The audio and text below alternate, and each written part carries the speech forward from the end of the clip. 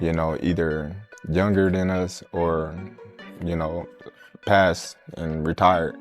So why not? You know, I want to challenge myself. The best always looking to fight the best and challenge themselves, you know, and why not, you know, challenge. Terence Crawford can't beat him, right? This is a money grab for Terence Crawford.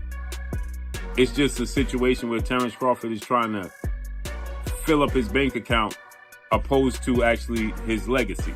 But if you study Floyd closely, like I have, you will notice that he never wastes any steps while he's in the ring. Terence Crawford has reportedly accepted Floyd Mayweather's fight offer during a live sit-down with Stephen A. Smith, and the boxing world instantly went into overdrive. Crawford explained that for him, boxing has always been about pushing boundaries and chasing the toughest challenges possible. He made it clear that the best should always fight the best, and stepping in with Mayweather would be another way to test himself against greatness. Calm, composed, and confident, Bud signaled that he's ready to prove once again that no stage is too big. Man, because this is Terrence the businessman talking, right? They got to pay the cheddar to make it better, right? For sure, for sure. All money ain't good money, so you gotta know that. Okay, fair enough. I hate to use the word easy, but at times it did feel like you were, you know, having a really easy time out there. Were you expecting it to play out that way? Listen, it's never easy, you know. Stephen A. Smith, never shy about giving strong opinions, has been especially vocal about Crawford's historic rise. When he praises Bud for becoming a champion across 4 weight divisions, it's not just hype, it's recognition of something almost unheard of in today's boxing era. Many fighters avoid jumping divisions because of the danger and uncertainty, but Crawford has dominated everywhere he's gone. Stephen A. stressed that this level of versatility, skill, and mental toughness places Crawford firmly in the all-time pound-for-pound conversation. Crawford is the best fighter on the planet. Pound for pound, he's that dude. In this 4-belt era, he is now the undisputed world champion 3 times over. 140 pounds, 147, now 168 pounds, claiming all the belts. You don't see people doing that very often. Going up against a guy who was perceived as being bigger and stronger, Crawford was strong. Crawford was strong enough to fend him off, strong enough to make him respect his own power. He used his jab, he used his distance. He had poise in the ring, he wasn't rattled. He backed up and moved when necessary and kept us different. He exchanged enough to gain respect when necessary. It was a brilliant, brilliant, masterful fight on Roy Jones Jr., a legend who understands what it takes to rule across divisions, has also spoken highly of Crawford's brilliance. Jones pointed out that in the Canelo fight, Crawford showed an ability to borrow elements from fighters like Floyd Mayweather and Erislandy Lara, 2 men who gave Canelo problems in very different ways. According to Roy, Crawford didn't just copy those strategies, he absorbed them, adjusted them, and made them his own in real time. That ability to study, adapt, and evolve is what separates Bud from so many elite fighters who get trapped in one style. As Canelo Alvarez has been a great fighter his whole career, people like Erislandy Lara gave you the blueprint on how to beat him. People like Floyd Mayweather also gave you the blueprint on how to beat him. But Bud is more fierce, more fearsome, and more angrier, and more meaner than both of those guys. So you know if they showed you the blueprint, Bud gonna go out there, take that blueprint, and do even more with it, which is what Bud did. So it was never a question in my mind whether Bud really was going to outbox me, just if he could take the punch. And right away he showed, bam, he could take the punch. So I knew from that point, if he just slow him down, which he did, he'd be okay. Then late in the fight, what other people still didn't see, late in the fight, Bud started hitting Canelo's body. One of those body shots, I think about the 7th or 8th round, hurt Canelo. I was like, whoa. Bud hit him in the right spot then, and he got Canelo's respect with that too. So Bud fought a very, very awesome fight, fought a beautiful fight, very tactical. Very controlled. Yes, it was a beautiful fight for boxing. It was a beautiful fight. You know, Bud got hit with some shots. He did. He did. He got hit with some single shots going out. You know, he's going out, and you know Canelo, if he has you trapped in the corner or along the ropes, it's typically 1 to 2 big shots. You know that if you've watched him. Yep. So you could tell Crawford, as he was going out, he knew the one shot was coming, and several times it landed. He even got hit with a 2-piece. I don't remember what round it was, uppercut right hand that Crawford took well. So when you started seeing him absorb the shots, if you're Team Crawford, you don't want him to take that shot. But if you started seeing that, now you know that, okay. And I think that's what gave Crawford the green light to stay there a little bit longer. He smiled about it. He smiled about it. Yeah. And sometimes that smile can be a lie. And sometimes that smile can mean what I think it meant for Crawford, which is, oh, that's not as bad as I thought it was. The idea of Crawford stepping into the ring with Mayweather, even as an exhibition, has sparked serious debate. Some critics argue that it could damage Crawford's legacy, making it look like he's chasing a massive payday instead of building on competitive greatness. They point out that Floyd's recent career has been centered around spectacle exhibitions, not true legacy wars. But others believe Crawford's legacy is already untouchable, and fighting Mayweather would simply add another unforgettable chapter to his story, whether fans approve or not.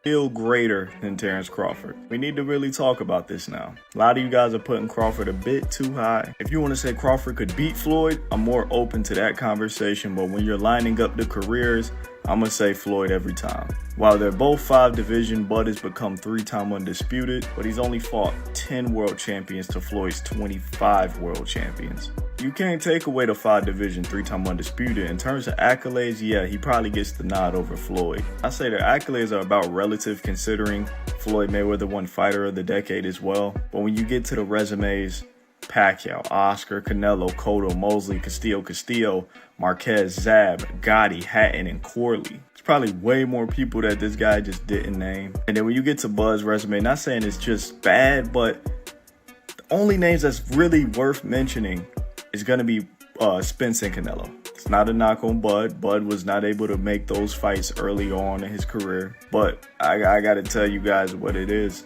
Bud's resume just doesn't line up with Floyd's. Take their top 20 wins. Bud don't even got 20 wins to really sit here and name. Floyd got a good 20-something plus. Bud probably got about 10 wins that we could really sit here and name. Floyd's still greater than Bud in my opinion. While fans argue about Floyd, the boxing world is also buzzing about another possible challenge: Terence Crawford versus David Benavidez. Benavidez brings size, power, and non-stop aggression, the kind of physical threat Crawford hasn't truly faced yet.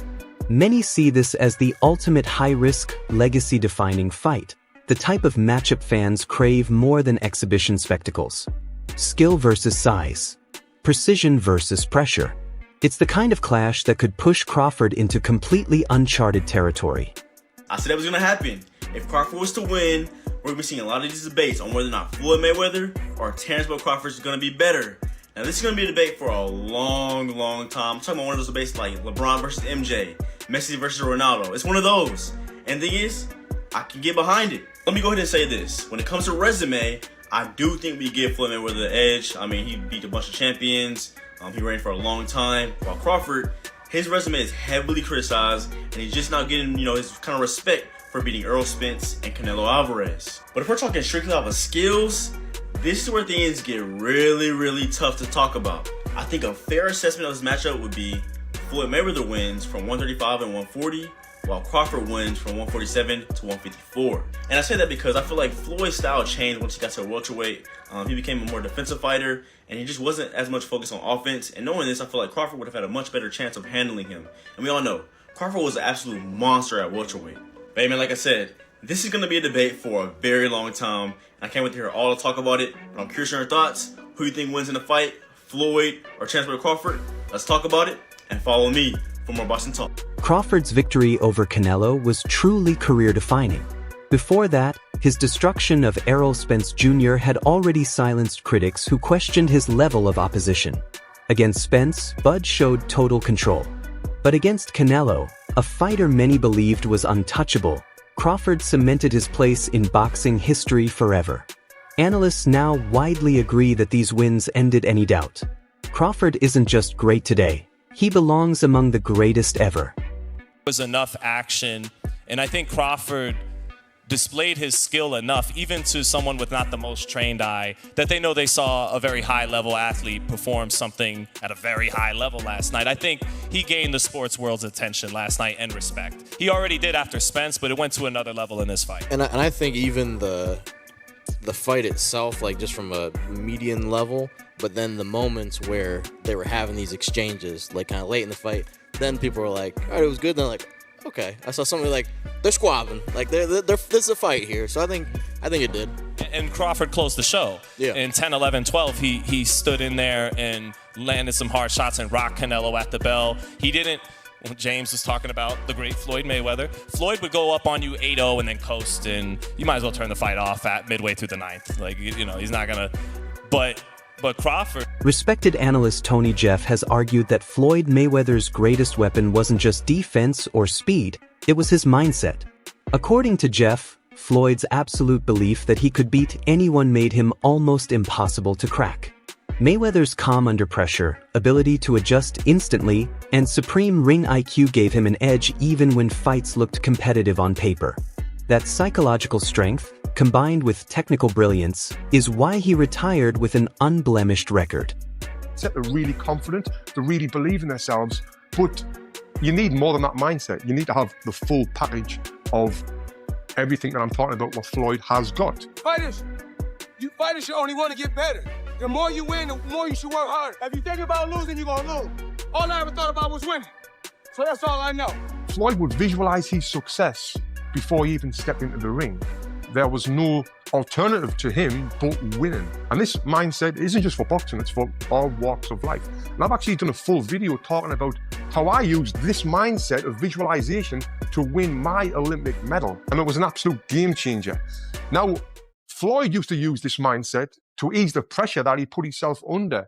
And he made himself think like, I'm not under any pressure right now, where he was under immense pressure. Pressure either makes you or break you. Well, you see where I'm at, so it's obvious that I'm the type of athlete or I'm the type of entertainer that can deal with pressure. There's never no pressure. And if you watch his fight in 2013, when he fought Canelo Alvarez, Canelo came in a young, strong, undefeated fighter. But by round 2, Floyd kind of had him figured out. He was reading Canelo's jab. He would slip outside and then come back with a clean counter punch, then move his feet and get out of the way. He basically had the full fight under control, and he was controlling the full rhythm of the fight. He was forcing Canelo to fight at his pace. And this is what he would do in all of his fights. He would get his opponent to do what he wanted them to do without their opponent even realizing it, which is what we call boxing IQ. Now, even though I'm not a fan of Floyd Mayweather personally, because of the time when I did meet him, what he said to me made me just feel like... Trainer Greg Hackett captured the symbolism of Crawford's win over Canelo perfectly. By calling Canelo the best fighter in boxing for over a decade, Hackett emphasized how feared and dominant Alvarez had been. Crawford didn't just beat him, he dismantled him, signaling a major power shift in the sport. In Hackett's words, Crawford has now become the new predator at the top, the man everyone else has to chase, the hunter replacing the old shark. Because you gotta remember, Canelo is the guy right now in the sport that's supposed to be the man, you know, big bad wolf. You beat him, you the wolf. Now it's like, you know what I mean? Like, all right, well, so I'm gonna fight. You beat the shark, you beat the wolf. Right. Damn. Like, you know what I mean? Ain't no more ops out there. It's ops out there, but who gonna make them really want to get up? That's the shit gotta make sense. Like you said, you be the shark and then you be the wolf. Yeah. But there's the monster. Yeah, there is, but that's like a real monster. Bro, that's to me it don't make sense, but that's really what, a monster. Yo, is that proof? All right, we got the legendary Pape in the building. Legend. But what makes sense? Like, what makes the most sense? I know you said get a line of suits, Brooks Brothers. Yeah, you know what I'm saying? Your line of suits get your money, man. Yeah, go ahead and get the easy money, man. You ain't gotta sweat no more. What's up, not saying you ain't gotta work, you ain't gotta sweat. He's paved the career where he could sit down at a table and get this money. He could come out with a Terence Crawford series now, just whatever, doing whatever he like to do. People gonna watch it. Nobody, the fighting part, people don't understand what it's like to be a fighter. A lot of times fighters really don't be interested in certain fights. It's cause when a guy see himself up here and then fighting a guy down here, it don't interest him. So therefore, when he train, he not gonna really train. He gonna train, but he not gonna train. He not gonna listen.